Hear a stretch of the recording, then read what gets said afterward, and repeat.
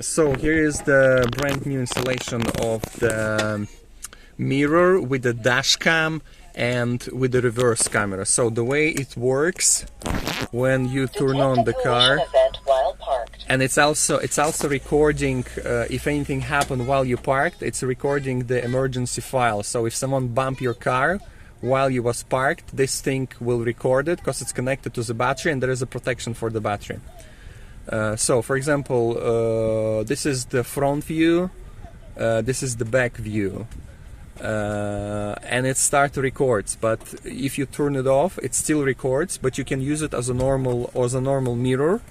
But when you press reverse, when you put reverse in your car, it will work as a reverse as well. So we can see reverse now.